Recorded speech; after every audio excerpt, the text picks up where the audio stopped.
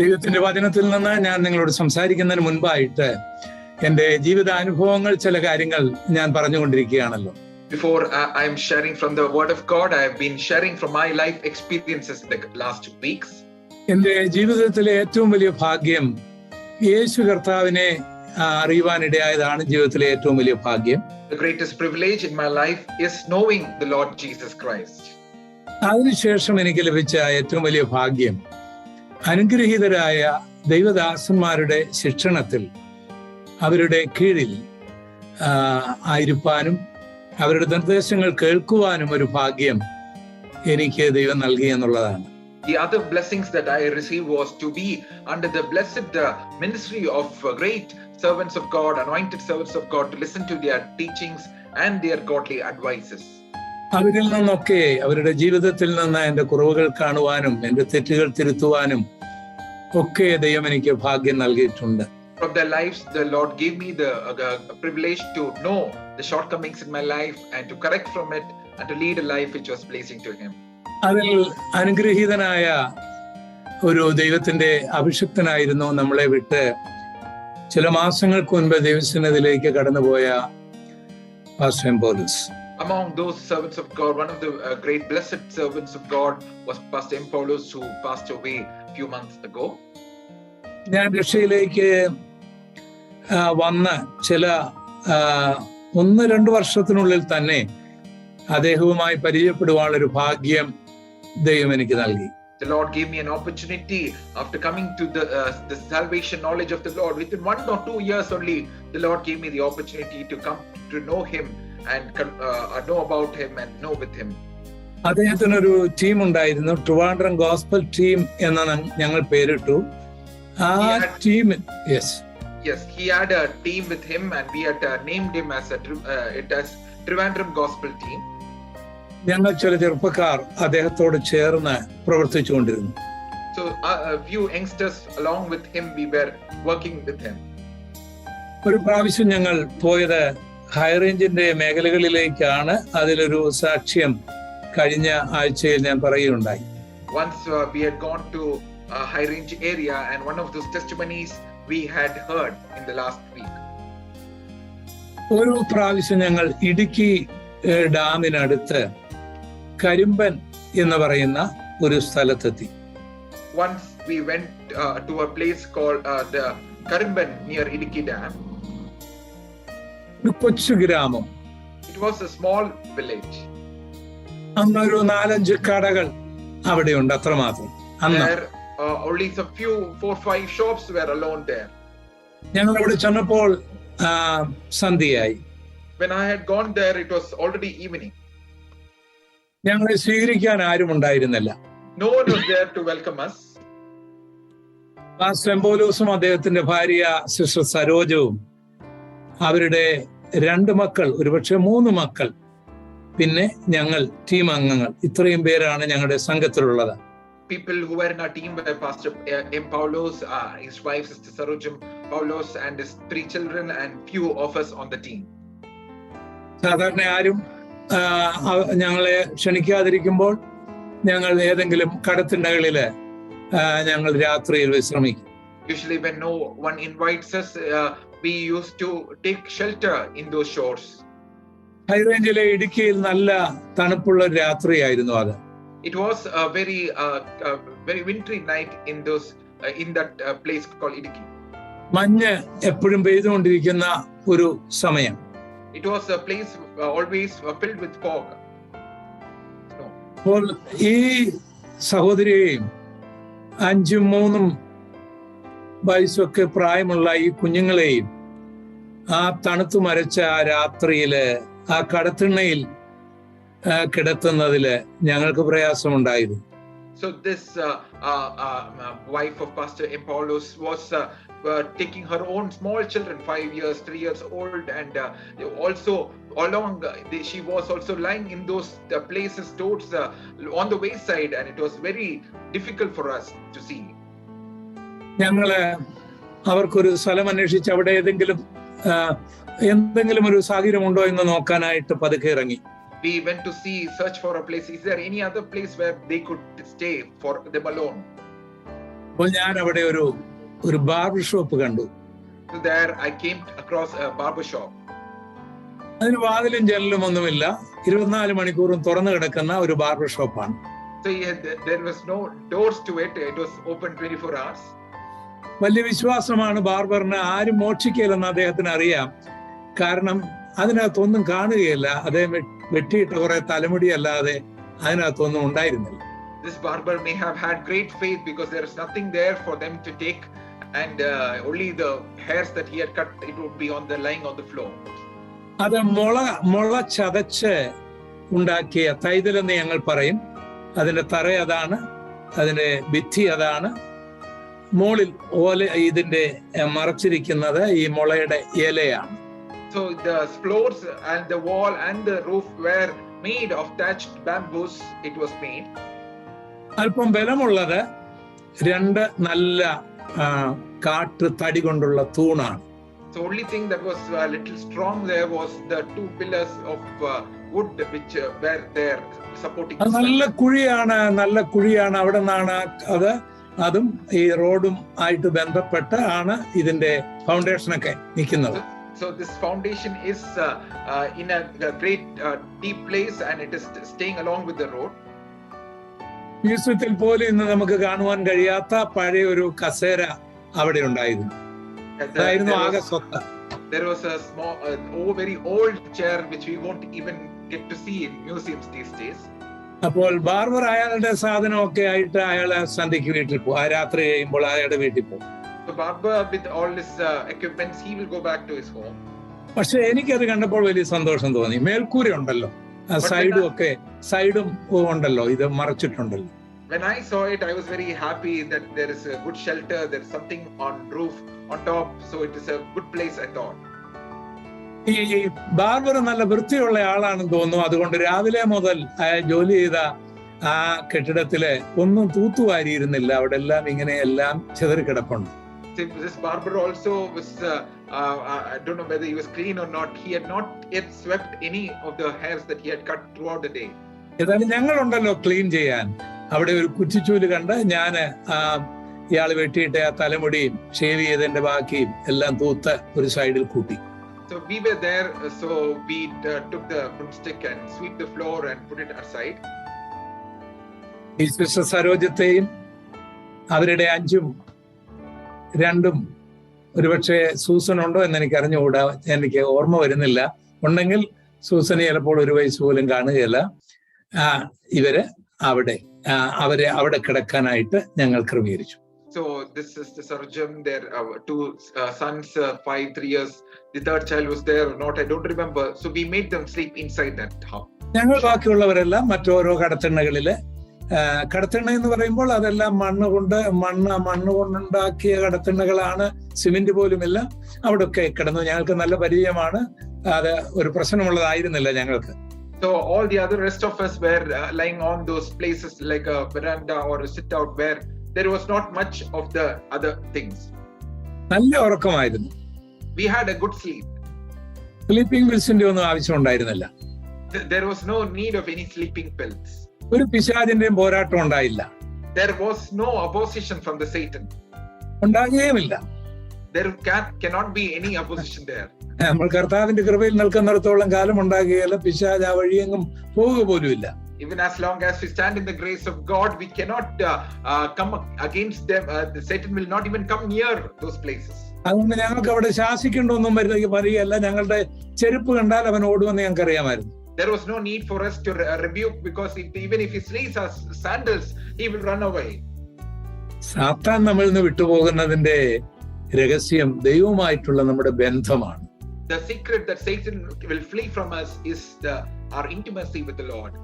ദൈവവുമായിട്ട് ബന്ധം നമുക്കുണ്ടെങ്കിൽ നമുക്ക് ഏത് മന്ത്രവാദിയുടെ വീട്ടിലും നല്ലപോലെ ഉറങ്ങാം. When we have that right relationship with the Lord, we can sleep peacefully even in the house of a sorcerer. പിശാചുക്കളുടെ സിംഹാസനമുള്ള സ്ഥലങ്ങളിലും നമുക്ക് സുഖമായിട്ട് ഉറങ്ങാം. Even the place where throne of demons are there also we can lie down and sleep peacefully. അതിനിടയ്ക്ക് ഇത് സംബന്ധിച്ച് ഒരു ദൈവത്തിന്റെ ദാസൻ പറഞ്ഞ ഒരു സംഭവം ഞാൻ പറയാം. Related to this, another servant of God said one thing. ഒരു ദൈവദാസൻ നോർത്ത് ഇന്ത്യയിൽ ഇങ്ങനെ യാത്ര ചെയ്യാണ്, മഴ പെയ്തു. One servant of God was traveling in the North India. There it was raining. അദ്ദേഹം മഴ നനയാതിരിക്കാനായിട്ട് തൊട്ടടുത്ത് ഒരു ആരാധന കേന്ദ്രത്തിന്റെ ഒരു ഷെഡാണ് കണ്ടത്, അവിടേക്ക് കയറി. So to avoid being wet by the rain, he went into a place that looked like a worship place. അതൊരു സാത്താന്യ ആരാധന കേന്ദ്രമായിരുന്നു. It was a place worship of Satan. അദ്ദേഹത്തോട് അവിടെ നിന്ന് ഇങ്ങനെ മഴ മാറാനായിട്ട് നിന്നപ്പോൾ ആ സാത്താന്യ ആരാധന കേന്ദ്രത്തിലെ പൂജാരി വന്നു. So this person, when he was waiting for the rain to stop, the pujari of that worship place came there. അദ്ദേഹത്തെ കണ്ടപ്പോൾ പൂജാരി ചോദിച്ചു, താങ്കൾ ആരാണ്? When he saw this person, this pujari asked him, who are you? ഞാൻ വഴി പോവുകയായിരുന്നു, മഴ പെയ്തുകൊണ്ട് ഓടിക്കേറിയതാണ്. He said, I was going through this way because it rained. I got in here. അതല്ല ഞാൻ ചോദിച്ചു, നീ ആരാണ്? The pujari asked, this is not what I asked. Who are you? നീ വന്ന ഉടനെ എന്റെ ദൈവം പേടിച്ച് അങ്ങ് വഴി നിൽക്കുകയാണ്, അതുകൊണ്ടാണ് ചോദിച്ചത് നീ ആരാണെന്ന്. As soon as you came, my God is afraid and he's standing on the way. That is why I asked you, who are you? അദ്ദേഹത്തിനൊന്നും അറിയത്തില്ലായിരുന്നു. This person was not aware of anything. ആത്മീയത്തിന്റെ ആഴം അതാണ്. That is the depths of spirituality. ഞങ്ങൾ സുഖമായിട്ട് അവിടെ കിടന്നുറങ്ങി. We slept there peacefully. ചരിത്രം അതുകൊണ്ട് തീരുന്നില്ലല്ലോ. The history is not finishing with that. വളരെ വർഷങ്ങൾ കഴിഞ്ഞു. A lot of years went ahead. ഹൂസ്റ്റണിൽ ഒരു പാസ്റ്റർ ഉണ്ടായിരുന്നു. There was a pastor in Houston. അദ്ദേഹത്തിന് ഒരു ചർച്ച് ഉണ്ടായിരുന്നു. He had a church in Houston. Lakewood church എന്നായിരുന്നു അതിന്റെ പേര്. The church Lakewood Baptist church എന്നായിരുന്നു അതിന്റെ പേര്. The church was called as Lakewood Baptist Church. ഒരു കാറ്റടിച്ച ബാപ്റ്റിസ്റ്റ് അങ്ങ് പറന്നുപോയി. One wind that Baptist was flown out of that name. അത് ആദ്യമായിട്ടൊരു കുതിരയുടെ ഒരു ബാൺ, ഈ കുതിരയുടെ തീറ്റുകളൊക്കെ ഇടുന്ന ഒരു ബാണിലാണ് ഇവരുടെ ആരാധന ആദ്യം തുടങ്ങിയത്. Initially their worship had started in a place where it was a barn where their horses were being fed. John Austin എന്നായിരുന്നു അദ്ദേഹത്തിന്റെ പേര്. His name was John Austin. അദ്ദേഹം മരിച്ചുപോയി. He passed away. അദ്ദേഹത്തിന്റെ മകൻ ജോയൽ ഓസ്റ്റിൻ ആ സഭയുടെ പാസ്റ്ററായി. His son Joel Austin became the pastor of that church. അപ്പോൾ ആയിരക്കണക്കിന് ആൾക്കാർ ആ ചർച്ചിൽ വരാൻ തുടങ്ങി. There thousands of people were coming to that church. അപ്പോൾ അവർക്ക് സ്ഥലം തികയാതെ വന്നപ്പോൾ അവരൊരു അബാൻഡൻ ഫുട്ബോൾ സ്റ്റേഡിയം വാങ്ങി. And their place was not enough. They bought an abandoned football stadium. അവിടെ ഒരു ചർച്ച് ബിൽഡിംഗ് അവരുണ്ടാക്കി. There they built a church building. 30,000 പേർക്ക് ഇരിക്കാം. At least 30,000 people can be seated there. ഇന്ത്യക്കാരാണെങ്കിൽ ഒരു 2 ലക്ഷം പേർക്ക് ഇരിക്കാം. If it is Indians, 2 lakh people can be fitting there. അപ്പോൾ അതിന്റെ ഉദ്ഘാടനം നടക്കുകയാണ്. So the inauguration of that church was happening. ആ ഉദ്ഘാടന സമയത്ത് അന്ന് ആ ബാർബർ ഷോപ്പിൽ കിടന്ന പാസ്റ്റർ പൗലോസിന്റെ മകൻ ബില്ലി ഗ്രഹാം അവിടെ അനുമോദനം പറയാനായിട്ട്, ഗ്രീറ്റിംഗ്സ് പറയാനായിട്ട് അവർ ക്ഷണിച്ചിരുന്നു. അദ്ദേഹം അവിടെ ഉണ്ടായിരുന്നു. So in that inauguration to say greetings, there was this Pastor Billy Graham, the one who had lied down in that barber shop on that day. He was there to give greetings in that inauguration. അദ്ദേഹം അത് കഴിഞ്ഞ് ഇങ്ങനെ ഇറങ്ങി വരുമ്പോൾ After that, when he was coming down, എന്നെയും അവിടെ കണ്ടു. He saw me there also. Billy Graham എന്റെ അടുക്കലേക്ക് ഓടി വന്നു. This Billy Graham, he came close to me. അങ്കിളെ ഞാൻ കണ്ടില്ല എന്ന് പറഞ്ഞ് എന്നെ കെട്ടിപ്പിടിച്ചു. He said, Uncle, I didn't see you, and he hugged me. എന്നിട്ട് എന്നോട് പറഞ്ഞു, ഞാൻ നോർത്ത് കരോളൈനയിലേക്ക് പോകുകയാണ്. He was telling me, I'm going to North Carolina. North കരോളൈനയിലാണ് ബില്ലി ഗ്രഹാം, യഥാർത്ഥ ബില്ലി ഗ്രഹാമിന്റെ വീട്. There only the true Billy Graham's house is there. അദ്ദേഹത്തിന്റെ മകൻ ഫ്രാങ്ക്ലിൻ ഗ്രഹാം ഈ ബില്ലി ഗ്രഹാമിനെ അങ്ങോട്ട് വിളിച്ചു, ഞാൻ അങ്ങോട്ട് പോവുകയാണ് അങ്കിളെ എന്ന് എന്നോട് പറഞ്ഞു. His son Franklin Graham had invited this Billy Graham, son of Pastor Paulos, there, and so he was going there. എന്റെ പോക്കറ്റിൽ ഒരു $100 എടുത്തു വെച്ചിട്ട് ആ ചെറുപ്പക്കാരൻ കാർ പാർക്കിംഗ് ഏരിയയിലേക്ക് നടന്നു നീങ്ങി. In my pocket, he put $100 and he went. That youngster went to the car parking area. എന്റെ മനസ്സ് ആ കരിമ്പനിലേക്ക് പോയി. My mind went back to those olden days in that place where they had laid down. 5 വയസ്സുള്ള ആ ബാലകൻ അമ്മയോടൊപ്പം ആ barber ഷോപ്പിൽ കിടക്കുന്നത്. 5 years old boy along with his mother was taking shelter in that barber shop. അപ്പോൾ എന്റെ കണ്ണിന് മുൻപിൽ പാന്റും ഉടുപ്പും ഒക്കെ ഇട്ട് നല്ലപോലെ ഇൻ ചെയ്ത് ഷൂസും ഒക്കെ ഇട്ട് ഒരു ചെറുപ്പക്കാരൻ നോർത്ത് കരോളിനയിലേക്ക് പോകാൻ കാർ പാർക്കിങ്ങിലേക്ക് നടക്കുന്നു. Now in front of my eyes there's a youngster with all one well dressed and he is now ready to go to North Carolina. ഈ ദൈവം എത്ര വലിയ ദൈവം!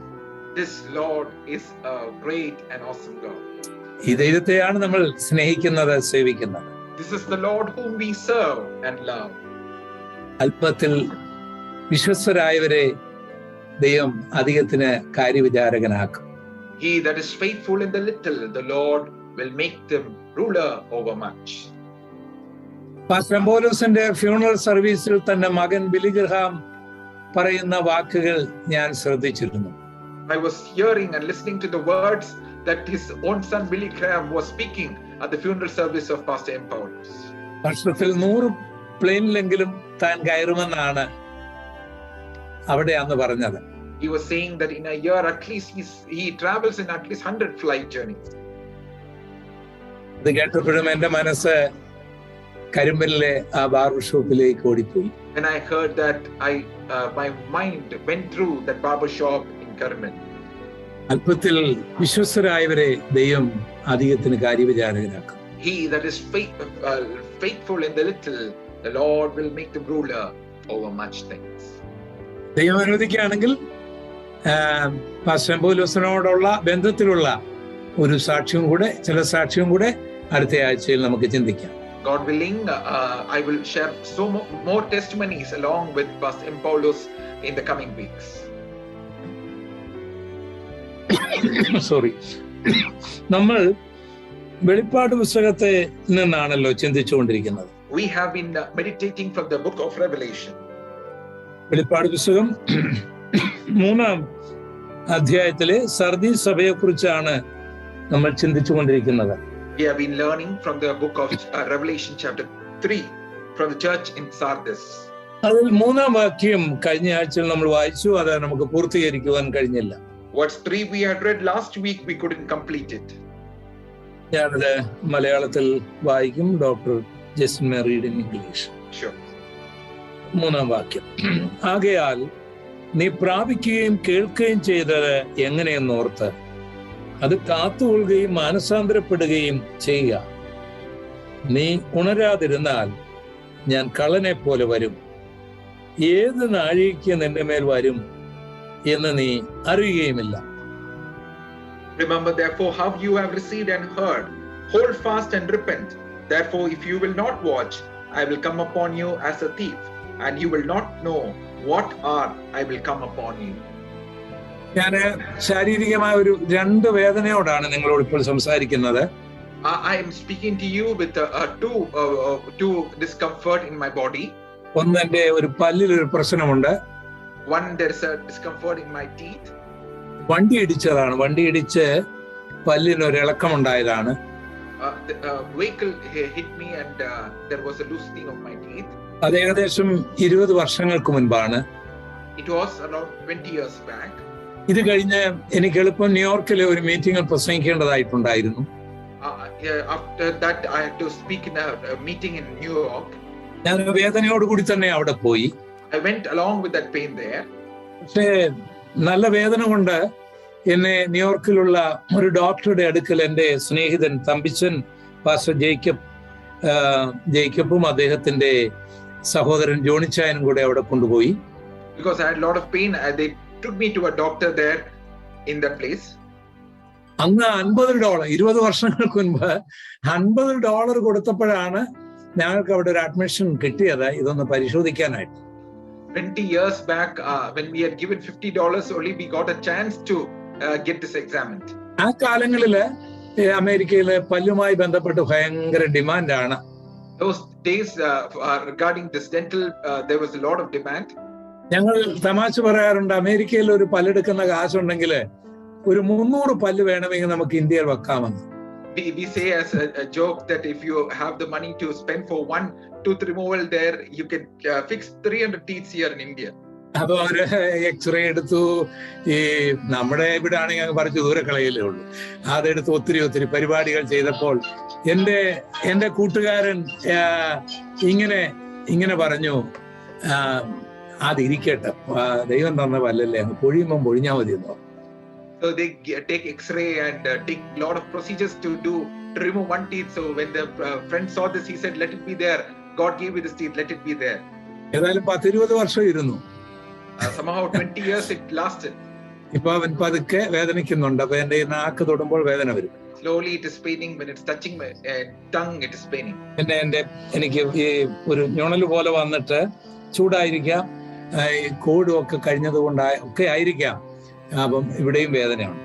Second, right side of my neck also is paining, maybe due to any inflammation. ദൈവം സൗഖ്യം തന്നത് ഓർക്കുമ്പോൾ ഇത് എത്രയോ ചെറിയ കാര്യമാണ്. When I remember the way the Lord has healed me and led me, this all are little in front of those. അപ്പോൾ നിങ്ങൾ പ്രാർത്ഥിച്ചുകൊണ്ടിരിക്കണം. Please keep in prayer, keep on praying even as the study is going on.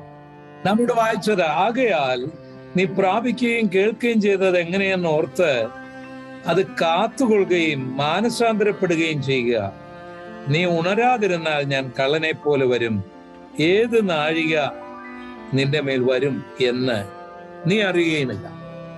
Remember therefore how you have received and heard, hold fast and repent. Therefore if you will not watch, I will come upon you as a thief, and you will not know what hour I will come upon you. സർദീസിലെ സഭ ശാവാറായിരിക്കുകയാണ്. ഇവർക്ക് ജീവനുള്ള ഉണ്ട് എന്ന് പേര് മാത്രമേ ഉള്ളൂ. The church in Sardis is almost about to die. They just have a name that they are alive. അതുകൊണ്ട് കർത്താവ് പറയുകയാണ്, നീ പ്രാപിച്ചത് ഓർക്കണം. Therefore the Lord is reminding them, you have to remember that what you have received. നീ കേട്ടത് നീ ഓർക്കണം.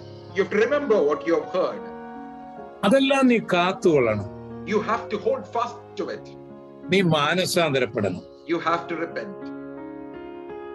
എന്നിട്ട് കർത്താവ് ഒരു താക്കീതായിട്ട് പറയുകയാണ്, Next the Lord is saying as a warning, നീ ഉണരാതിരുന്നാൽ if you will not watch, ഞാൻ കള്ളനെ പോലെ വരും. I will come upon you as a thief. ഏത് നാഴിക വരുമെന്ന് നീ അറിയില്ല. And you will not know what hour I will come upon you. ഈ ദൂത് സഭയോട് പറയുന്ന ദൂതാണ്. This message is spoken to the church. സഭയ്ക്ക് പുറത്തുള്ളവരോട് പറയുന്ന ദൂതല്ല. This is not message speaking to those outside the church. വേറൊരർത്ഥത്തിൽ പറഞ്ഞാൽ ഇത് നമ്മളോടുള്ള ദൂതാണ്. In another meaning, if you say, this message is to each one of us. അതുകൊണ്ട് ഈ കൃപായുഗത്തിൽ ഉള്ള ദൂതാണ്. Therefore it is a message to this grace period. ബൈബിളിലെ ഒരു വാക്യവും മറ്റൊരു വാക്യവുമായിട്ട് കോൺട്രഡിക്റ്റ് അല്ല. No verse in the Bible will contradict with another verse. അതുകൊണ്ട് ഈ കൃപായുഗത്തിൽ, ഈ സഭായുഗത്തിൽ ഒരുവൻ സഭയിലാണെങ്കിലും അവൻ മാനസാന്തരപ്പെടാതിരിക്കാം. എല്ലാം നഷ്ടപ്പെട്ട കൃപകളെ നഷ്ടപ്പെടുത്തി about to die, ചാകാറായ അനുഭവത്തിൽ അവനായിരിക്കാൻ കഴിയും. Therefore, even in this grace period, in this church age, he may have not yet received all the spiritual gifts, or he may be about to die, not having the gifts that God wants us to. അവൻ ഉണരാതിരുന്നാൽ, if he is not watchful, അത് അവന് പ്രശ്നമാണ്. it is a problem to him. കർത്താവ് പറയുകയാണ്, ഞാൻ കള്ളനെ പോലെ വരും. The Lord is saying, I will come upon you as a thief. ഏത് നാഴികയിൽ നിന്റെ മേൽ വരുമെന്ന് എനിക്ക് അറിഞ്ഞുകൂടാ, നിനക്ക് അറിഞ്ഞുകൂടാ. You will not know what hour I will come upon you. നമ്മുടെ ജീവിതത്തിലുള്ള എല്ലാ ഉറക്കങ്ങളിൽ നിന്നും ഞാനും നിങ്ങളും എഴുന്നേൽക്കേണ്ട സമയമാണ്. There's a time which has come that we need to wake up from all the slumbers in our life. നമുക്കറിയാം പഴയ നിയമത്തിലെ ഒരു യോന. We know about the Old Testament Jonah. ദൈവം അദ്ദേഹത്തോട് പറഞ്ഞു, നീ നിനവയിൽ പോകണം, അവിടെ പോയി പ്രസംഗിക്കണം, അവരൊക്കെ മാനസാന്തരപ്പെടണമെന്ന് പ്രവാചകനോട് ദൈവം ഡയറക്റ്റ് ആയിട്ട് പറയുകയാണ്. The Lord directly spoke to his prophet that you have to go and speak to the people of Nineveh that they should repent. അപ്പൊ നിനവെ എന്ന് പറയുന്നത് ഇന്ന് ഇറാഖിലാണ്. അതിന് മസൂൾ എന്നാണ് പേര്. ടൈഗ്രീസ് തീരത്തിലുള്ള ഒരു പട്ടണമാണ്. Nineveh is there in today's modern day Iraq. It's called Mosul. It is by the river Tigris. അന്ന് 1,20,000 പേര് ആ പട്ടണത്തിലുണ്ട്. അന്ന് ഈ യോനയുടെ കാലത്ത്. In the days of Jonah, there were 120,000 people in the city. അപ്പം ഇത് യോപ്പയിൽ നിന്ന് പോകണം. അവിടുന്ന് ഒരു 725 മൈലുണ്ട് ഈ മസൂളിലേക്ക് അല്ലെങ്കിൽ നിനവയിലേക്ക് കപ്പൽ മാർഗം. He has to travel from Joppa. There was around 725 miles of distance that he has to travel. അപ്പം യോപ്പ എന്ന് പറയുന്നത് ഇന്നത്തെ ഇസ്രായേലിലെ ടെല്ലവീവിലാണ് ആ തുറമുഖ പട്ടണം. അവിടെ നിന്ന് പുള്ളി അങ്ങോട്ട് പോകാനായിട്ട് ദൈവം പറഞ്ഞു. Joppa is in today's modern day Tel Aviv in Israel. പക്ഷേ യോന നേരെ സ്പെയിനിലേക്കാണ് പോയത്, തർശീസിലേക്കാണ് പോയത്. But Jonah went to a place in Tarshish called now in Spain. 3000 മൈലുണ്ട്. It is 3,000 miles in പുള്ളിക്ക് നിലവേ പോകാൻ ഇഷ്ടമല്ല. He is not willing to go to Nineveh. ഇതിന്റെ Bible പറയുന്നത് ഈ 3000 മൈൽ യാത്ര ചെയ്യാനുള്ള ടിക്കറ്റ് തന്നെ എത്ര കാശാവും നിങ്ങൾ നോക്കുന്നു. Just imagine the ticket that he has to spend for traveling this 3,000 miles. ദൈവത്തിന്റെ പ്രവാചകൻ പോയിട്ട് ചെയ്ത പണി എന്നാണെന്ന് അറിയാമോ? What did the prophet of the Lord do? യോന 1:5 നാം ഇങ്ങനെ വായിക്കുന്നു. Jonah chapter 1 verse 5 it says, ഓരോരുത്തൻ താന്റെ ദേവനോട് നിലവിളിച്ചു. കപ്പലിന് ഭാരം കുറയ്ക്കേണ്ടതിന് അവർ അതിലെ ചരക്ക് സമുദ്രത്തിൽ എറിഞ്ഞു കളഞ്ഞു. യോനായോ കപ്പലിന്റെ അടിത്തട്ടിൽ ഇറങ്ങിക്കിടന്ന് നല്ലവണ്ണം ഉറങ്ങുകയായിരുന്നു. Every man cried out to his God and threw the cargo that was in the ship into the sea to lighten the load. But Jonah had gone down into the lowest parts of the ship and had lain down and was fast asleep. യോപ്പ to തർശീസ്, യോപ്പ to നിനവേ നല്ല ഒരു കപ്പൽ service നടത്തിക്കൊണ്ടിരുന്ന ഒരു കപ്പൽ service ആയിരുന്നു അത്. From Joppa to Nineveh there was good sea services, ship services. ധാരാളം ആൾക്കാർ യാത്ര ചെയ്തുകൊണ്ടിരുന്ന കപ്പലുകൾ. അതുപോലെ തന്നെ ഈ ടെലവീവ് ടു സ്പെയിൻ തർശീസ്, അതും വലിയ ദീർഘമായ യാത്രയാണ്. വലിയ വലിയ ആൾക്കാരൊക്കെ യാത്ര ചെയ്യുന്ന ഈ കപ്പൽ തുറമുഖത്തില് പുള്ളി ഈ കപ്പലിൽ കയറുകയാണ്. Lot of people were traveling also the same way from Tel Aviv to Spain. Also many people were traveling through ship. ഒരു വലിയ കപ്പൽ കമ്പനി ആണത്. അവർക്ക് ധാരാളം കപ്പലുകളുണ്ട്. നല്ല പണക്കാരാണ് അവര്. നല്ല വിദഗ്ധരായിട്ടുള്ള ക്യാപ്റ്റന്മാർ അവർക്കുണ്ട്. പക്ഷെ യോന കയറിയതോടെ എല്ലാം തകിടം മറിഞ്ഞു. It was a big ship company. They had good businesses, good captains running the ships. But as Jonah entered in his disobedience, there was a lot of destruction happening to them. പ്രതീക്ഷിക്കാത്ത കാറ്റുണ്ടായി, തിരമാലയുണ്ടായി. There was winds and waves which are hitting the ship without any expectation. നിയന്ത്രണം വിട്ടു. They went out of control. എല്ലാവരും അവരുടെ ദൈവങ്ങളോട് പ്രാർത്ഥിക്കാൻ തുടങ്ങി. They were all afraid and cried out to their own gods. കപ്പലിലെ ചരക്ക് ഒക്കെ എടുത്ത് വലിച്ചെറിഞ്ഞു ഭാരം കുറയ്ക്കാൻ. They took the cargo, everything from the ship, and they were throwing it out to lighten the load. യോന ഓർത്തു യൂറോപ്പിലുള്ള യാത്രയല്ലേ, സ്പെയിനിലേക്കുള്ള യാത്രയല്ലേ, 3000 മൈൽ എന്നൊക്കെ പറയുമ്പോൾ ആഴ്ചകൾ എടുക്കും, നല്ല പോലെ ഉറങ്ങാമെന്ന് പുള്ളി തീരുമാനിച്ചു. Jonah thought, anyway, this is a long trip to Europe. It will take weeks long. Let me go and sleep long. പുള്ളി കിടന്ന് സുഖമായിട്ടങ്ങ് ഉറങ്ങി. Nicely, he was fast asleep. Bible പറയുന്നത് നല്ലവണ്ണം ഉറങ്ങിയെന്നാ. Bible is saying he slept well. ഇതിന്റെ കപ്പലിന്റെ ഉടമസ്ഥന്മാരെല്ലാ ആൾക്കാരെ ഇങ്ങനെ നോക്കിയപ്പോൾ എല്ലാവരും കരഞ്ഞുകൊണ്ടിരിക്കുകയാണ്, നിലവിളിച്ചുകൊണ്ടിരിക്കുകയാണ്. യോന നല്ല കൂർക്കം വലിച്ചുറങ്ങാണ്. When this captain of the ship is saying, all of them are in turmoil and crying out and are in trouble, but Jonah is sound asleep. അവർ തട്ടി തട്ടി തട്ടി ഉണർത്തി. This captain had to wake him up. നീ ആരാണ്, നിന്റെ പേരെന്താ, നിന്റെ ജാതി എന്താ, നീ എവിടെ നിന്ന് വരികയാണ് ചോദിക്കുകയാണ്. കാരണം എല്ലാവരും നല്ലപോലെ പ്രാർത്ഥിക്കുന്ന ഈ സമയത്ത് നീ മാത്രം കിടന്നുറങ്ങുക എന്ന അർത്ഥത്തിൽ അവനോട് ചില ചോദ്യങ്ങൾ. he was asking, who are you, from where are you coming?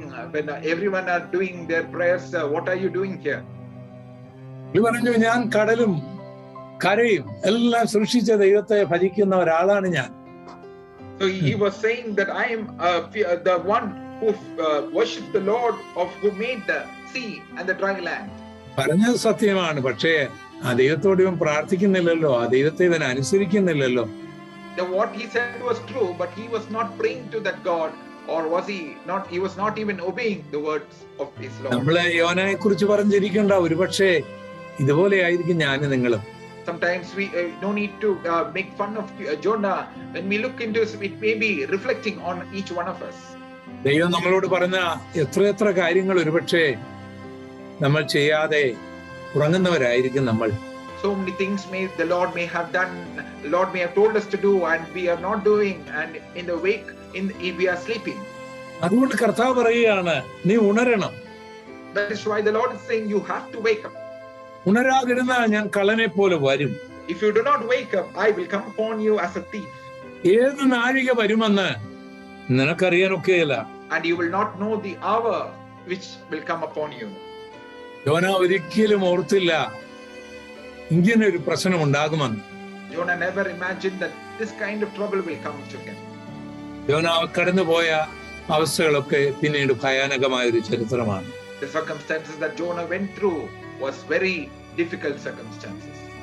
നമ്മൾ 10 കന്യകമാരെ കുറിച്ചുള്ള കഥ യേശു പറയുന്നത് നമുക്ക് മത്തായിയുടെ സുവിശേഷത്തിൽ വായിക്കാൻ കഴിയും. We read about the parable of the 10 virgins in the book of Matthew. അവർ മണവാളനെ എതിരേൽക്കാനായിട്ട് പുറപ്പെട്ടവരാണ് 10 പേരും. These 10 virgins also wanted to meet the bridegroom. 10 പേരും കന്യകമാരാണ്. 10 of them were virgins. 10 പേരും മണവാളനെ സ്നേഹിക്കുന്നവരാണ്. 10 of them loved the bridegroom. അവർ 10 പേരും മണവാളനെ സ്വീകരിക്കാൻ ഇറങ്ങിപ്പുറപ്പെട്ടവരാണ്.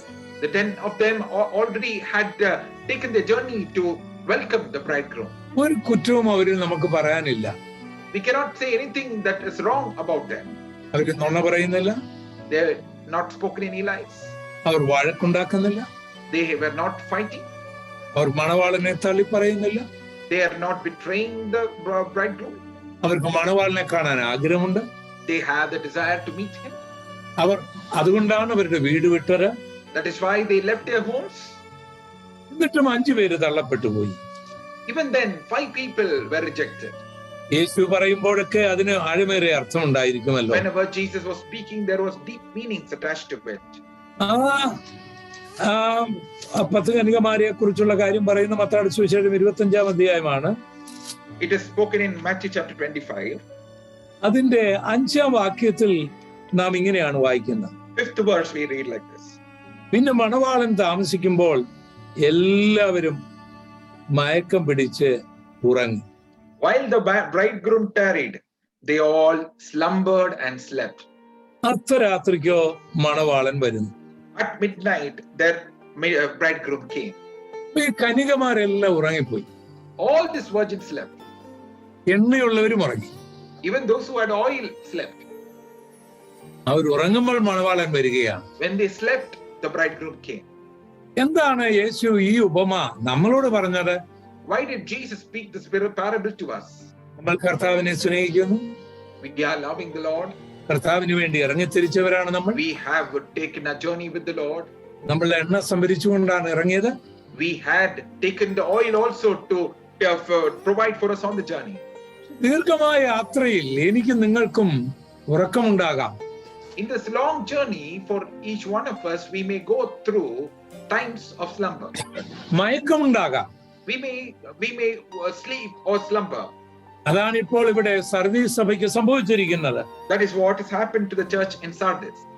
ഇവിടെ കർത്താവ് പറയുകയാണ്, നീ ഉണരാതിരുന്നാൽ ഞാൻ കള്ളനെ പോലെ വരും. Here the Lord is reminding that if you do not wake up, I will come upon you as a thief. ഏത് നാഴിക വരുമെന്ന് നീ അറിയില്ല. You will not know on which hour I will come upon you. നമുക്കറിയാം 5 കന്യകമാർ തള്ളപ്പെട്ടു പോയതായിട്ടാണ് യേശു പറയുന്നത്. We all know that these 5 virgins were left out. Our കന്യകമാരായിരുന്നു. They were the virgins. Our മണവാളനെ സ്നേഹിച്ചവരായിരുന്നു. They were the ones who loved the bridegroom. മണവാളന് വേണ്ടി ഇറങ്ങിത്തിരിച്ചവരായിരുന്നു. They were the one who had taken their journey to meet the bridegroom. അവർക്ക് വിളക്കുള്ളവരായിരുന്നു, They had the light. വിളക്കിൽ എണ്ണയുള്ളവരുമായിരുന്നു. They had the oil in their lamps. പക്ഷെ ഇപ്പോൾ 5 പേർക്ക് എണ്ണയില്ല. But now 5 people do not have the oil anymore. ഇറങ്ങിയപ്പോഴുണ്ടായിരുന്നു. When they had left, they had the oil. കുറെ യാത്ര ചെയ്തപ്പോഴും ഉണ്ടായിരുന്നു. When they had taken the journey, the oil was there. മണവാളൻ വന്നപ്പോൾ 5 പേർക്കില്ല. But when the bridegroom came, 5 people did not have. അവർ ഉറങ്ങിയെന്ന് മാത്രമല്ല, ഒരുങ്ങാതുറങ്ങി. അതാണ് അപകടമായി വന്നത്. It's not only that they slept, they did not prepare before, but they also slept. അതുപോലാണോ നമ്മൾ? Are we like them? നമ്മൾ യേശുവിനെ സ്വീകരിച്ചവരാണ്. We have accepted the Lord Jesus. നമ്മൾ സ്നാനപ്പെട്ടവരാണ്. We have taken the baptism. നമ്മൾ അഭിഷേകം പ്രാപിച്ചവരാണ്. We have been anointed by the Holy Spirit. ഒരുപക്ഷേ കർത്താവിന്റെ വേല ചെയ്യുന്നവരാണ്. Maybe we are doing the work of the Lord. ഇപ്പോൾ നമ്മൾ ആരായിരിക്കുന്നു, എങ്ങനെയായിരിക്കുന്നു എന്നുള്ളത് വളരെ പ്രധാനപ്പെട്ട കാര്യമാണ്. But now who are we? How are we in the Lord? It's a very important question that we need to ask ourselves. ഈ 5 കന്യകമാരിൽ നമ്മൾ ആഴമായ പാഠങ്ങൾ പഠിക്കണം. We learn deep lessons from these 5 virgins. ഉറങ്ങിപ്പോയ യോനായിൽ നിന്ന് നമ്മൾ പാഠങ്ങൾ പഠിക്കണം. We need to learn from the one Jonah who slept. പഴയ നിയമത്തിലെ ഒരു കഥാപാത്രത്തെ കൂടെ ഞാൻ നിങ്ങളുടെ മുൻപിൽ കൊണ്ടുവരാം. In the Old Testament, I want to bring to your attention another person. ശിംശോനായിരുന്നു. It was Samson. ന്യായാധിപന്മാരുടെ പുസ്തകത്തിൽ അദ്ദേഹത്തെ കുറിച്ച് സവിസ്തരമായി എഴുതിയിരിക്കുകയാണ്. In the book of Judges, it is written vividly about his life. ദൈവം അവന്റെ മാതാപിതാക്കൾക്ക് വാഗ്ദത്തം ചെയ്ത ഒരു സന്തതിയായിരുന്നു ഈ ശിംശോൻ. He was a promised son to his parents. അവന്റെ അമ്മയുടെ ഉദരത്തിൽ വെച്ച് തന്നെ അവനെ ദൈവം തനിക്ക് വേണ്ടി വേർതിരിച്ചിരുന്നു. Even from his mother's womb, the Lord had separated him for himself. അവൻ നാസീർ വ്രതക്കാരനായിരുന്നു. He was belonging to the sect of the Nazarene. എത്ര ശക്തനായിരുന്നു ഈ ശിംശോൻ! What a mighty person was this person, Samson. അവനിൽ വ്യാപരിച്ച ശക്തി എത്ര വലുതായിരുന്നു! The power that was displayed through him was great. എത്ര വലിയ അഭിഷേകമായിരുന്നു അവനുണ്ടായിരുന്നത്! What a mighty anointing he carried upon him. ഫെലിസ്ത്യർ മുഴുവൻ ഭയപ്പെട്ട ഒരാളുണ്ടെങ്കിൽ അത് ഈ സാംസൺ ആയിരുന്നു. If that whole land feared about one person, it was Samson. എന്നാൽ ഇദ്ദേഹത്തിന്റെ ദുഃഖകരമായ ചരിത്രം ഈ ന്യായാധിപന്മാരുടെ പുസ്തകത്തിലുണ്ട്. But his very sorrowful history is mentioned in the book of Judges. ന്യായാധിപന്മാരുടെ പുസ്തകം 14:1 അദ്ദേഹം ഒരു ഫെലിസ്ത്യ കന്യകയെ കണ്ട് സ്നേഹിക്കുകയാണ്. Judges 14:1, we see that he sees a woman in Philistine and he falls in love with her. അത് വലിയൊരു പ്രശ്നമായിട്ട് അവസാനം തീർന്നു. Finally, it ended up in a great trouble. അതിൽ നിന്ന് അദ്ദേഹം പാഠം പഠിച്ചില്ല. Still, he did not learn his lessons from there. 16-ാം അധ്യായത്തിന്റെ 1-ാം വാക്യത്തിൽ അദ്ദേഹം ഗസയിൽ ചെന്ന് ഒരു വേശ്യയെ കണ്ടു, അവളെ സ്നേഹിച്ചു. 16th chapter, she went to Gaza and saw an harlot there. ഗാസയിലാണ് ഹമാസിന്റെ ആൾക്കാരൊക്കെ താമസിക്കുന്നത് ഇപ്പോൾ. In that place of Gaza is present day Hamas people staying there. അവിടെയാണ് ഇസ്രായേൽ ഈ അടുത്ത സമയത്ത് ബോംബാക്രമണം നടത്തുകയും ഒക്കെ ചെയ്തത്. Recently, Israel people had put their bomb fights in that place. ഫെലിസ്ത്യരുടെ 5 പട്ടണങ്ങളിൽ ഒരു പട്ടണമായിരുന്നു ഗാസ. അത് ഇന്നും അങ്ങനെ തന്നെയാണ്. Among the 5 cities of the Philistines, one city was Gaza. Even today it is there. അവിടെ അവൻ ചെന്ന് ഒരു വേശ്യയെ സ്നേഹിച്ചു. He went there and fell in love with a harlot. ഫെലിസ്ത്യർ ഇവൻ പാർത്തിയ വേശ്യയുടെ വീട് വളഞ്ഞു, ആ പട്ടണം വളഞ്ഞു. Philistines came and surrounded the house where he was staying with the harlot. അവൻ ആ പട്ടണവാതിലെ കട്ടള പോലും പൊക്കിക്കൊണ്ട് അവിടുന്ന് രക്ഷപ്പെട്ടു. അത്ര ശക്തനായിരുന്നു അവൻ. He had the strength to break open the iron doors and carry it to the hill. അതിൽ നിന്നും അവൻ പാഠം പഠിച്ചില്ല. Even from there, he did not learn his lesson. ഞാൻ ആരാണ്?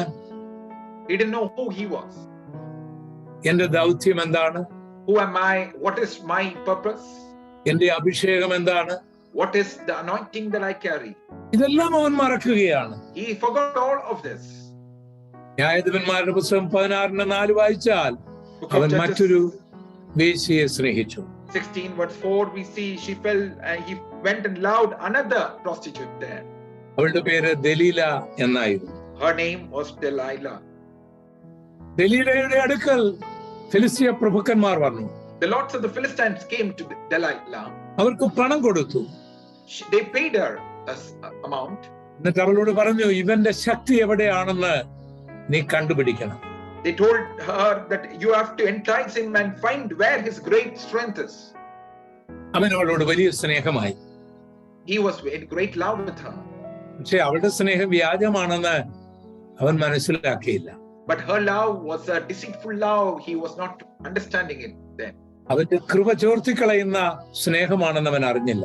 He did not know that love was the one which will drain his grace. Delilah അവനോട് ചോദിച്ചു, സാംസനെ, നിന്റെ ശക്തി എങ്ങനെയാണ് ഈ ശക്തി എവിടെയാണ്, അതെങ്ങനെ നഷ്ടപ്പെടുത്താം? Delilah asked Samson, please tell me, where is thy great strength? How can we overcome you? ന്യായാധിപന്മാർ 16:7 നാം ഇങ്ങനെ വായിക്കുന്നു. അവൻ പറയുകയാണ്, 7 ഉണങ്ങിയ ഞാണ് കൊണ്ട് എന്റെ ഈ തല ബന്ധിച്ചാൽ എന്നെ ബന്ധിക്കാമെന്ന്. If they bind me with 7 green withs that were never dried, then shall I be weak as another man. Verse 7. അവൾ അവളുടെ മടിയിൽ ഉറക്കി. She made her sleep in her lap. അവന്റെ തലമുടിയില്, നാസിർ വൃതക്കാരന്റെ തലമുടിയില് 7 ഉണങ്ങാത്ത ഞാണുകൊണ്ട് കെട്ടി. She tied his hair with 7 threads of tow which was not dried. എന്നിട്ട് ഉണർത്തിയിട്ട് പറഞ്ഞു, ശിംശോനെ, ഇതാ ഫെലിസ്ത്യർ. He woke him up and said, the Philistines be upon you, Samson. അവൻ അത് പറിച്ചു ദൂരെ കളഞ്ഞു. He just removed that and threw it off. എന്നിട്ടും അവൻ ആ സ്ത്രീയെ മനസ്സിലാക്കിയില്ല. Still he could not understand the enticement of this woman. അവൾ കരഞ്ഞു പറഞ്ഞു, നീ എന്നെ സ്നേഹിക്കുന്നില്ല. സ്നേഹിച്ചിരുന്നെങ്കിൽ നീ സത്യം പറയുമായിരുന്നു. നീ എന്നോട് കള്ളമാണ് പറയുന്നത്. She was crying and saying, you are not loving me. If you had loved me, you would have told me the truth. Now you are lying to me. അവനോട് പറഞ്ഞു, പുതിയ കയർ കൊണ്ട് എന്നെ ബന്ധിച്ചാൽ എന്റെ ശക്തി പോകും. 16:11 അത് എഴുതിയിട്ടുണ്ട്. In chapter 16:11 he is saying, if you bind me with new ropes that were never occupied, then I will be weak. അവനെ അവളുടെ മടിയിൽ ഉറക്കി. Again she made him sleep in her lap. പുതിയ കയർ കൊണ്ട് അവനെ ബന്ധിച്ചു. They bound him with the new ropes. ആ ഉറക്കത്തിൽ അവൻ അത് അറിഞ്ഞില്ല.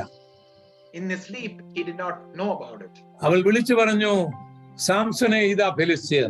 She called out upon him, Samson, behold, the Philistines are upon you. അവൻ എല്ലാം പൊട്ടിച്ച് ചാടി വന്നു. He broke it as a flax and he came out of it. എന്നിട്ടും അവൻ ഈ സ്ത്രീയെ മനസ്സിലാക്കിയില്ല. Still he could not understand the plot of this woman. അവസാനം അവൻ ആ രഹസ്യം പറയുകയാണ്. Finally he is putting out his great secret of his strength. ന്യായാധിപന്മാരുടെ പുസ്തകം 16:16 നമ്മൾ അത് വായിക്കുന്നു. Judges 16:16 we read that. ഞാൻ Nasir വൃതക്കാരനാണ്. He said that I am a Nazarite. എന്റെ തലമുടി മുറിച്ചിട്ടില്ല. My hair has not been shaven till now. ഇത് മുറിച്ചു കഴിഞ്ഞാൽ എന്റെ ശക്തി എന്നെ വിട്ടുപോകും. If that is shaven, my strength will go from me. അന്നും അവനെ അവളുടെ മടിയിൽ ഉറക്കി. Again that night she made him sleep in her lap. അവന്റെ നാസിർ വൃതത്തിന്റെ ആ തലമുടി അവർ ഷേവ് ചെയ്ത് കളഞ്ഞു. She shaved off the hair that was a vow as a Nazarite. അതും അവൻ അറിഞ്ഞില്ല. Even that he did not come to know. അവൾ അവനെ ഉണർത്തി. Again he woke him up. ഇതാ ഫെലിസ്ത്യർ എന്ന് പറഞ്ഞു. Behold, the Philistines are upon you. അതുപോലെ ചാടി എഴുന്നേറ്റു. As usual he woke up. ഒന്നും ചെയ്യുവാൻ കഴിഞ്ഞില്ല. But he was not able to do anything. ഫെലിസ്ത്യർ അവന്റെ കണ്ണ് കുത്തിപ്പൊട്ടിച്ചു. The Philistines gouged out his eyes. ഒരു ക്ഷേത്രത്തിൽ അവനെ കൊണ്ടുപോയി. They took him to their great temple. മാവ് പൊടിക്കുന്ന ജോലി കൊടുത്തു. They gave him a job of molding the floor there. അവർ വിനോദത്തിന് വേണ്ടി വരുന്ന ഒരു കോമാളിയായിട്ട് സാംസൺ തീരുകയാണ്. Samson became a piece of entertainment for those who were coming there. ഈ ചരിത്രത്തിൽ നിന്നൊക്കെ ഞാൻ നിങ്ങൾ പാഠം പഠിക്കണ്ടേ?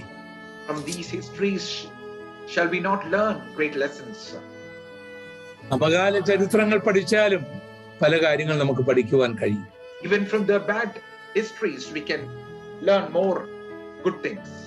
യോനായുടെ അനുഭവത്തെക്കുറിച്ച് നമ്മൾ ചിന്തിച്ചു. We saw about the story of Jonah. 5 കന്യകമാരുടെ ചരിത്രം നമ്മൾ ചിന്തിച്ചു. We heard about the parable of the 5 virgins. സാംസന്റെ ചരിത്രം നമ്മൾ പഠിച്ചു. We learned from the story of Samson. ഇവരിൽ ഒരാളാണോ ഞാനും നിങ്ങളും? We one among the persons. ഇവിടെ കർത്താവ് സർദീസ് സഭയോട് പറയുകയാണ്, Here the Lord is speaking to the church in Sardis. ആ ദൂതുകൾ നിങ്ങൾ ശ്രദ്ധിക്കുക. Listen carefully to the message written there. Sardis സഭയുടെ ദൂതൻ എഴുതുക, The angel of the church in Sardis write, ദൈവത്തിന്റെ 7 ആത്മാവും 7 നക്ഷത്രവും ഉള്ളവൻ അരുളി ചെയ്യുന്നത്, These things says he who has the 7 spirits of God and the 7 stars. ഞാൻ നിന്റെ പ്രവൃത്തി അറിയുന്നു. I know your works. യോനായെ നിന്റെ പ്രവൃത്തി അറിയുന്നു. Jonah, I know your works. Samson നിന്റെ പ്രവൃത്തി അറിയുന്നു. Samson, I know your works. എനിക്ക് വേണ്ടി പുറപ്പെട്ട ഒരു കന്യകയെ പോലെ നീ അഭിനയിക്കുന്നെങ്കിലും ഞാൻ നിന്റെ പ്രവൃത്തി അറിയുന്നു. Even though you act like a virgin who took up your journey, I know your works. ജീവനുള്ളവനെന്ന് നിനക്ക് പേരുണ്ടെങ്കിലും നീ മരിച്ചവനാകുന്നു. Even though you have a name that you are live, but you are dead. നല്ല പേരാണ്. It's a very good name. അതിനൊന്നും കുഴപ്പമില്ല. പക്ഷേ കർത്താവ് പറയുകയാണ്, നീ അതിക്രമങ്ങളാലും പാപങ്ങളാലും മരിച്ചിരിക്കുകയാണ്. But here he's saying that you are ready to die and you are for works are not found perfect before God. എങ്കിലും കർത്താവിന്റെ സ്നേഹം നോക്കുക. Again you see the love of God. ചാവാറായ ശേഷിപ്പുകളെ ശക്തീകരിക്കുക. Even he's saying strengthen those things which are ready to die. നിങ്ങളുടെ ഹോസ്പിറ്റലിലേക്ക് ആക്സിഡന്റിൽ അകപ്പെട്ട് അല്ലെങ്കിൽ ആരെങ്കിലും കുത്തി അല്ലെങ്കിൽ മരണകരമായ അവസ്ഥയിൽ ഒരാളെ കൊണ്ടുവന്നാൽ ആദ്യം എന്താണ് നിങ്ങൾ ചെയ്യുന്നത്? If anyone comes to your hospital in a position to die, or he is affected by an accident or a stab, what will you do first? Blood ഇല്ലെങ്കിൽ നിങ്ങൾ അത് ഗ്രൂപ്പ് മനസ്സിലാക്കി ബ്ലഡ് കൊടുക്കാൻ തുടങ്ങും. If he is running short of blood, you will know his blood group and start infusing the blood. ആ വ്യക്തിക്ക് ആവശ്യമുള്ള വെള്ളമോ മറ്റു വൈറ്റമിൻ ഐറ്റങ്ങളോ ഒക്കെ IV ആയി കൊടുക്കുവാനായി തുടങ്ങും. Whatever the person may need, whatever fluids or vitamins, you will be giving through the IV route. ആ ചാകാറായ ശേഷിപ്പിനെ ശക്തീകരിക്കുവാൻ ചിലപ്പോൾ കൃത്രിമ ശ്വാസോച്ഛ്വാസം കൊടുത്തെന്നിരിക്കും. Even to strengthen those things which are about to die, you may have to give artificial respiration. ചിലപ്പോൾ electric shock കൊടുത്തെന്നിരിക്കും. You may have to give an electric shock to revive. എങ്ങനെങ്കിലും ആ ചാകാറായ വ്യക്തിയെ ജീവനിലേക്ക് കൊണ്ടുവരുവാൻ നിങ്ങൾ നിരന്തരം പരിശ്രമിക്കും. You will do great things to make that person who is about to die so that ആ വ്യക്തി രക്ഷപ്പെട്ടു വരുമ്പോൾ നിങ്ങൾക്കുള്ള സന്തോഷം എത്ര വലുതായിരിക്കും. When that person is restored and saved, what joy is in your heart. കർത്താവും ഇങ്ങനെ നമ്മളെ കാണുകയാണ്. The same way the Lord is seeing us. കള്ളന്മാരാൽ പിടിക്കപ്പെട്ട് മുറിവേറ്റ് ബ്ലഡ് എല്ലാം നഷ്ടപ്പെട്ട് അർത്ഥപ്രാണനായി കിടക്കുന്ന ആ വഴിപോക്കനെ പോലെ അവൻ ചിലപ്പോൾ നമ്മളെ കാണുന്നുണ്ടാവും. He may be seeing us as a one who is robbed by the robbers and beaten up and lying down half naked on the road, and the Lord may be seeing us like that. അവനോട് മരിക്കുവാനായിട്ട് കർത്താവ് ആഗ്രഹിക്കുന്നില്ല. He was not desiring that he die in that road. ലേവ്യനും പുരോഹിതനും അവനൊരു വിഷയമായിരിക്കുകയില്ല. For a Levite and the priest, he may not have been a great important person. പക്ഷേ ശമരിയക്കാരന് ആ ചാവാറായ ശേഷിപ്പിനെ അവിടെ ഇട്ടിട്ട് പോകുവാൻ മനസ്സുണ്ടാകുകയില്ല. But for the Samaritan person, he did not have a heart to let this man die in that place. അവൻ വാഹനത്തിൽ നിറങ്ങും. He is coming down from his vehicle. അവൻ വീഞ്ഞും എണ്ണയുമായിട്ട് ഇറങ്ങും. He is coming with the oil and the wine. അവൻ മുറിവുകളിൽ അതൊഴിക്കും. He will pour it out on the wounds. ആ മുറിവുകളെ കെട്ടും. He will bind those wounds. അവിടെ അവനെ ഇട്ടിട്ട് പോകുകയില്ല. He will not leave him there alone and go. കാരണം അവൻ ചാകാറായവനാണ്. Because he is the one who is about to die. അവനെ സത്രത്തിൽ കൊണ്ടുപോകും. He will take him to the inn. അവനെ ശുശ്രൂഷ ചെയ്യുവാനായിട്ട് ചിലരെ നിയോഗിക്കും. He will appoint people to minister to them. ആ ശുശ്രൂഷക്കാർക്ക് ചില നാണയങ്ങൾ കൊടുക്കും. He will give some coins to those people who have been ministering. ഞാൻ മടങ്ങി വരുമെന്ന് പറഞ്ഞിട്ടേ അദ്ദേഹം കടന്നു പോവുകയുള്ളൂ. He will say that I will come back again and he will go. അതുകൊണ്ട് ഞാനും നിങ്ങളും ചാകാറായ അനുഭവമാണെങ്കിൽ അവൻ നമ്മളെ വിട്ടേച്ചു പോകുകയില്ല. If I and you are in the place where we are about to die, he will not leave us alone there and forsake us and go. നമ്മൾ അങ്ങനെ മരിക്കുവാൻ ഈ കർത്താവ് ആഗ്രഹിക്കുന്നില്ല. And the Lord is not desiring us that we will be. അതുകൊണ്ട് കർത്താവ് പറയുകയാണ്, ചാകാറായ ശേഷിപ്പുകളെ ശക്തീകരിക്കുക. That is why the Lord is saying, strengthen those things which remain. എന്താണ് ചാകാറാകാൻ കാരണം? What is the reason that they are about to die? യേശു പറയുകയാണ്, ഞാൻ നിന്റെ പ്രവൃത്തി എന്റെ ദൈവത്തിന്റെ സന്നിധിയിൽ പൂർണ്ണതയുള്ളതായി കണ്ടില്ല. Jesus saying, I have not found your works perfect before God. നിനക്ക് പ്രവൃത്തിയില്ല എന്നല്ല, അത് പൂർണ്ണതയുള്ളതല്ല. It is not that you have no works, but those works are not being made. നീ എന്തൊക്കെയോ പ്രവർത്തിക്കുന്നുണ്ട്, പക്ഷെ ആ ദൈവത്തിന്റെ കണ്ണിന്റെ മുൻപിൽ പൂർണ്ണതയുള്ളതല്ല. You're doing various kinds of works, but those works in the eyes of God are not found perfect. നിങ്ങൾക്കറിയാം, antibiotics ഒക്കെ കൊടുക്കുമ്പോൾ അതിനെക്കുറിച്ച് അറിവില്ലാത്തവരോടാണെങ്കിൽ നിങ്ങൾ പറയും, ഇത് 1-2 പ്രാവശ്യം ഈ ഗുളികയൊക്കെ കഴിക്കുമ്പോഴേ നിങ്ങൾക്ക് പനിയൊക്കെ വിട്ടുപോകും, പക്ഷേ ഈ കോഴ്സ് കംപ്ലീറ്റ് ആകാതെ നിർത്തരുതെന്ന് നിങ്ങളോട് നിങ്ങൾ പറഞ്ഞു കൊടുക്കുകയല്ലേ? You will say that 1 or 2 tablets when you take, all this fever, all the symptoms will reduce, but you should not reduce this or stop this course. You have to complete it. അതിനൊരു പൂർണ്ണതയില്ലെങ്കിൽ അത് നാളെ വേഴ്സായി തീരാം. If there's no completion of the course, it may turn out to be a worse disease in the coming. അങ്ങനെയുള്ള വ്യക്തികൾ മുഖാന്തരം ഉണ്ടാകുന്ന അതിനെ അതിജീവിക്കുന്ന വൈറസുകൾ നിലവിലുള്ള ആന്റിബയോട്ടിക്സ് കൊണ്ട് നിയന്ത്രിക്കാൻ കഴിയാത്ത അവസ്ഥയിലേക്ക് ഡോക്ടർമാരെ എത്തിക്കും. And those people who go through those different severe infections will be not responding to those antibiotics, and it will be a great concern for the doctors who are managing. ആരോഗ്യം മാത്രമല്ല, ആരോഗ്യ മുഖാന്തരം പിന്നെ ഉണ്ടാകുന്ന പരിണിത ഫലം.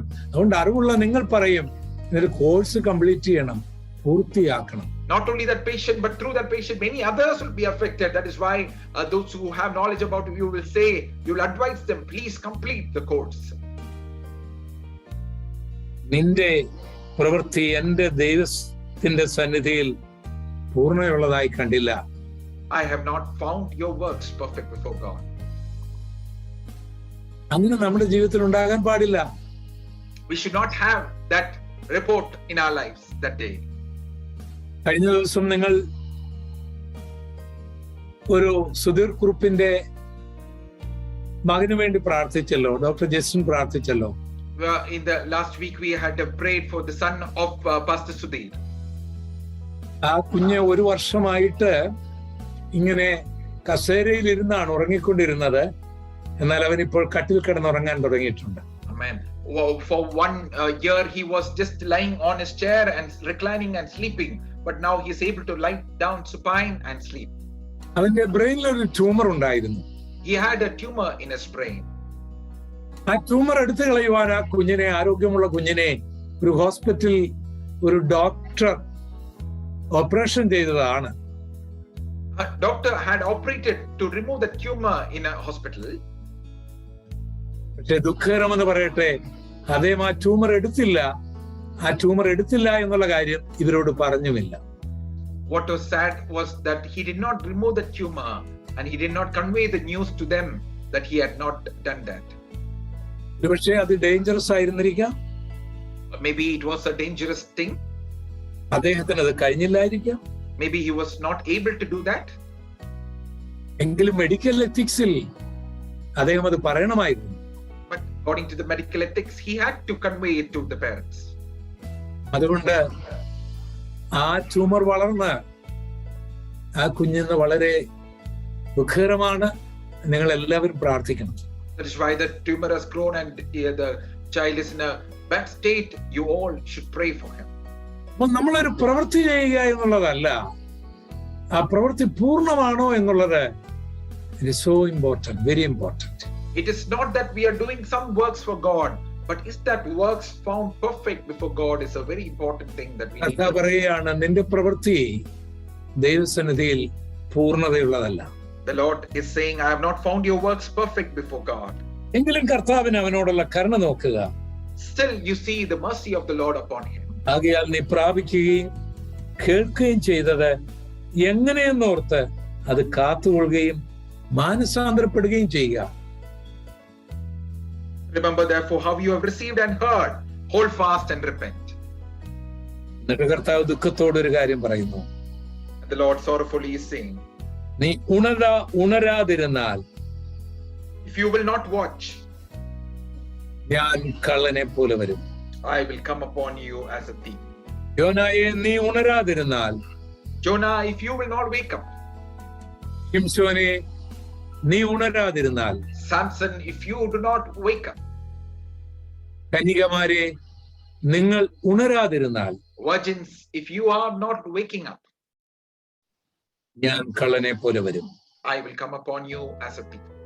ഏത് നാഴികയ്ക്ക് നിന്റെ മേൽ വരും എന്ന് നീ അറിയുകയുമില്ല. You will not know at what hour I will come upon you. പ്രിയമുള്ളവരെ, നമുക്ക് ഉണരാം. Dear friends, shall we wake up?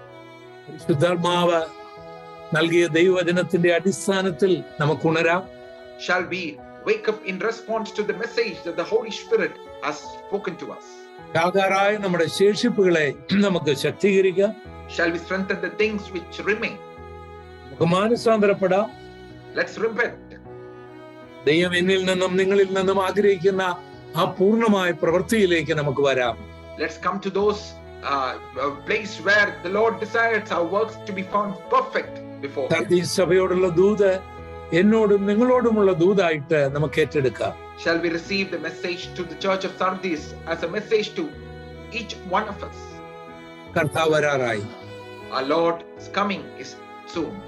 രണ്ടുപേർ കിടക്കയിലായിരിക്കും, ഒരാൾ എടുക്കപ്പെടും, ഒരാൾ തള്ളപ്പെടും.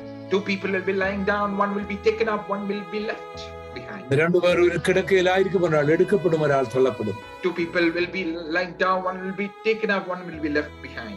രണ്ടുപേർ തിരുക്കലിൽ പൊടിച്ചുകൊണ്ടിരിക്കും, ഒരാൾ എടുക്കപ്പെടും, ഒരാൾ തള്ളപ്പെടും. Two people will be grinding at the mill, one will be taken up, one will be left behind. ഞാൻ നിങ്ങളും തള്ളപ്പെടുന്നവരുടെ കൂട്ടത്തിൽ പെടാതിരിക്കട്ടെ. Me and you, let's not be found in the group of those who are rejected. യേശു പറയുന്നു, ഞാൻ കള്ളനെ പോലെ വരും. ഏത് നാഴിക നിന്റെ മേൽ വരുമെന്ന് നീ അറിയുകയുമില്ല. Jesus is saying that I will come upon you as a thief. You will not know which hour I will come upon you. ഈ വചനങ്ങളാൽ ദൈവം നിങ്ങളെ അനുഗ്രഹിക്കട്ടെ. May the Lord bless each one of you. ദൈവം അനുവദിക്കുകയാണെങ്കിൽ അടുത്ത ആഴ്ചയിൽ നമുക്കൊന്നിച്ചു കൂടാം.